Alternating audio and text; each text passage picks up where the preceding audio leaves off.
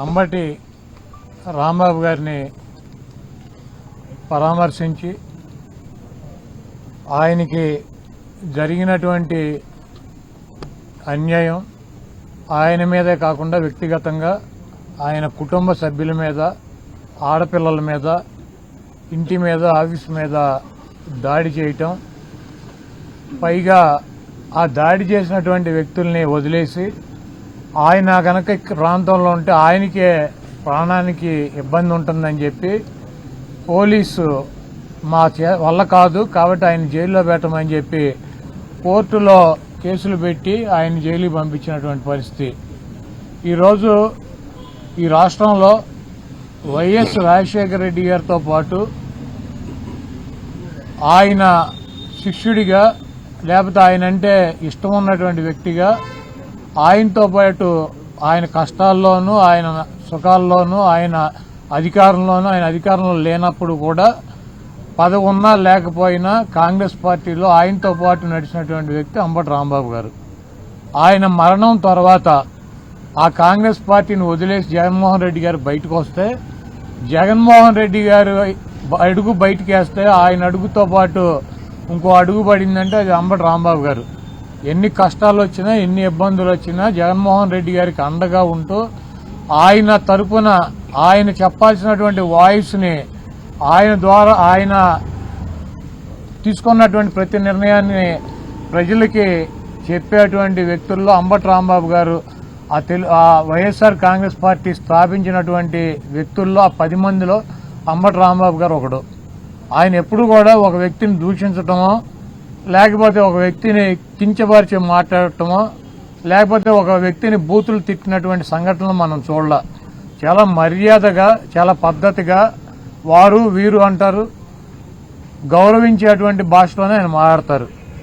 ఆయనకి ట్రాప్లోకి లాగాలని చెప్పి ఒక నీచమైనటువంటి బ్యానర్ జగన్మోహన్ రెడ్డి గారి మీద కట్టి తిరుమల లడ్డూ గురించి ఆయన గుడికి వెళ్లి ఆ బ్యానర్ తీయమని చెప్పి ఆ బ్యానర్ దగ్గర ఆగి ఆ ముందు రోజు మాట్లాడితే ఆయన వచ్చే దారిలో కర్రలు పట్టుకుని కొంతమంది చిల్లర మోకని పెట్టుకుని అంబటి రాంబాబు గారిని అమ్మనా బూతులు తిట్టిస్తే ఆయన ఆవేశంతో వీళ్ళందరూ ఎందుకు ఆయన్నే రమ్మనమని చెప్పి చంద్రబాబు నాయుడు గురించి మాట్లాడిన మాట వాస్తవం.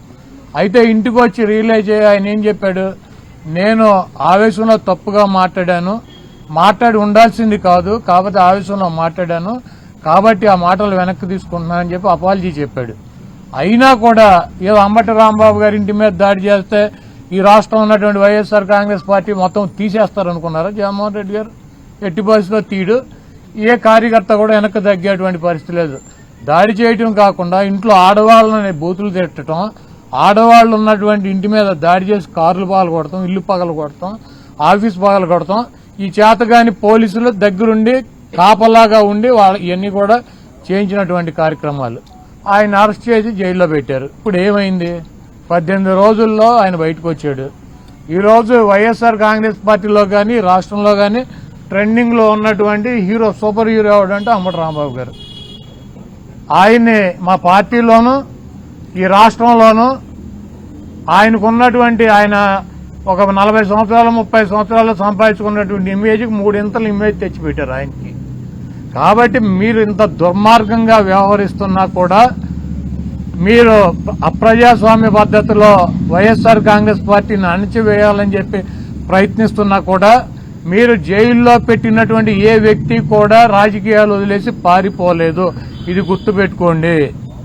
ఏ వ్యక్తి కూడా తగ్గేటువంటి పరిస్థితి లేదని చెప్పి ఇంకా బలంగా జగన్మోహన్ రెడ్డి గారికి మద్దతుగా మిమ్మల్ని ఎండగట్టేటువంటి కార్యక్రమాలు తీసుకుంటున్నారు. మీ ఎర్ర బుక్కులకి, మీ పసుపు బుక్కులకి ఇక్కడ భయపడేవాడు ఎవడో లేడన్నదే గుర్తు పెట్టుకోవాలి. నిన్న లోకేష్ చెబుతున్నాడు, జగన్మోహన్ రెడ్డి గారి పేరు రాశారా అని అడిగితే, జగన్మోహన్ రెడ్డి గారి పేరు ఉందో లేదో మీ త్వరలో తెలుస్తుంది. మీ మామయ్య బాలకృష్ణ గారి డైలాగ్ ఒకటి ఉంటుంది, నాకు నువ్వు ఎదురొచ్చినా నీకే ప్రమాదం, నేను ఎదురొచ్చినా నీకే ప్రమాదం. అలాగే ఆ బుక్లో నువ్వు లోకేష్, నువ్వు జగన్మోహన్ రెడ్డి పేరు రాసినా నీకే ప్రమాదం, లేకపోతే జగన్మోహన్ రెడ్డి గారు ఏదైనా బుక్లో నీ పేరు రాసినా నీకే ప్రమాదం. కాబట్టి జగన్మోహన్ రెడ్డి గారిని తక్కువ చేసో, జగన్మోహన్ రెడ్డి గారిని భయపెట్టో, జగన్మోహన్ రెడ్డి గారిని నైతికంగానో లేకపోతే అబద్దాలు చెప్పో దెబ్బతీయాలన్నటువంటి మీ కుట్రలు శాశ్వతంగా ఫలించవో, ఏదైనా ఒక ఎన్నికల్లో ఫలిస్తాయి. అదేవిధంగా అంబటి రాంబాబు గారు లాంటి స్వచ్ఛమైనటువంటి నికార్స్ అయినటువంటి వైఎస్ఆర్ కాంగ్రెస్ పార్టీకి, జగన్మోహన్ రెడ్డి గారి కుటుంబానికి అండగా ఉన్నటువంటి వ్యక్తుల్ని మీరు ఇబ్బంది పెట్టడం వలన భవిష్యత్తులో దెబ్బకు దెబ్బ మీరు కూడా ఇటువంటి ఇబ్బందులను ఫేస్ చేయాల్సినటువంటి పరిస్థితి తప్పకుండా ఉంటుంది. వాటన్నిటినీ తట్టుకుని నిలబడగలమన్నటువంటి శక్తి సామర్థ్యాలు కనుక మీకున్నాయంటే రండి, దమ్ముగా వచ్చి మమ్మల్ని ఏం చేయాలనుకుంటున్నారో రాంబాబు గారినో నన్ను లేకపోతే మాట్లాడే వాళ్ళని ఏం చేయాలనుకుంటున్నారో చెయ్యండి.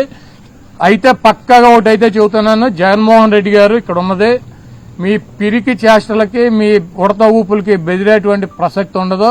2029లో జగన్మోహన్ రెడ్డి గారు మళ్లీ ముఖ్యమంత్రి అవుతాడు. మేమందరం జగన్మోహన్ రెడ్డి గారికి అండగా ఉంటాం. మీరు ఎన్ని ఇబ్బందులు పెట్టినా, మీరు ఆఖరికి జైల్లో పెట్టినా, మమ్మల్ని ఏం చేసినా కూడా మేమైతే వెనక్కి తగ్గేటువంటి పరిస్థితి లేదు. జగన్మోహన్ రెడ్డి గారు ఇచ్చినటువంటి ప్రతి పిలుపుకి స్పందిస్తాం. ఆయన చెప్పినటువంటి ప్రతి కార్యక్రమానికి మేము ముందుంటాం. ఇటువంటి పిచ్చి చేష్టలు మానేసి కల్తీ పాలు తాగి రాజమండ్రిలో చనిపోయారు ఎంతమంది? 7. టపాకాయలు తయారు చేస్తా కాకినాడ వేటపాలెంలో 21 మంది చనిపోయారు. శ్రీకాకుళంలో మంచినీళ్లు తాగి కల్తీ అయ్యి అక్కడ చనిపోయారు. మీకు సిగ్గు శరం ఉంటే ఇది చూసుకోండి. ఇటువంటి కార్యక్రమాలు జరగకుండా ప్రజలు ఇబ్బంది పడుతున్నటువంటి ఇబ్బందులు చూడకుండా ఇవన్నీ అంబటి రాంబాబు గారిని 18 రోజులు, వాళ్ళని వంశీని 145 రోజులు, చెవిరెడ్డి భాస్కర్ రెడ్డిని 208 రోజులు, లేకపోతే జోగి రమేష్ని 81 రోజులు, లేకపోతే రేపు నన్ను ఒక 100 రోజులు పెట్టిన వైఎస్ఆర్ కాంగ్రెస్ పార్టీకి ఏమీ కాదు. మేము కూడా వెనక్కి తగ్గేటువంటి పరిస్థితి ఉండదు. మిమ్మల్ని ప్రజల్లో ఎండగట్టడం ఖాయం.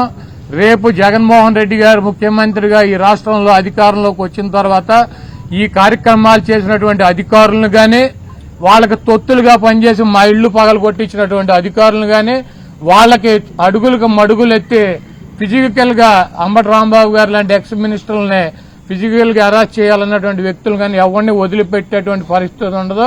జగన్మోహన్ రెడ్డి గారు చెప్పినట్టు సప్త సముద్రాల అవతలు ఉన్నా కూడా తీసుకొచ్చి వాళ్ళందరికీ తగిన పనిష్మెంట్లు, శాస్త్రులు జరుగుతాయి 100%. ఎవరు కూడా వైఎస్ఆర్ కాంగ్రెస్ పార్టీ నాయకులు గాని కార్యకర్తలు గాని ఆధారపడవద్దు. అందరం కలిసి ముందుకెళ్దాం. అందరికీ నమస్కారం. గడిచినటువంటి ఈ 2 సంవత్సరాల కూటమి ప్రభుత్వ పాలనలో పూర్తిగా పరిపాలన అనేటువంటిది గాడి తప్పింది. ఎవరైతే ఈ ప్రభుత్వం చేసేటటువంటి తప్పుల్ని వేలెత్తి చూపిస్తారో వారి గొంతుని ఏ రకంగా నొక్కేయాలనేటువంటి దాంట్లోనే పూర్తిగా నిమగ్నమై ఉన్నారు మొత్తం ప్రభుత్వ యంత్రాంగం కానీ, లేకపోతే ముఖ్యమంత్రి దగ్గర నుంచి మొదలుపెట్టి అందరూ కూడా. ఇవాళ అంబటి రాంబాబు గారు ఈ ప్రభుత్వం తాలూకా తప్పుల్ని వేలెత్తి చూపిస్తున్నారు.